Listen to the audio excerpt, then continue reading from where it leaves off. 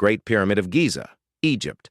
Built around 2560 BC, it's the oldest of the Seven Wonders and the only one largely intact today. It was originally covered in smooth, white limestone casing stones, giving it a gleaming appearance.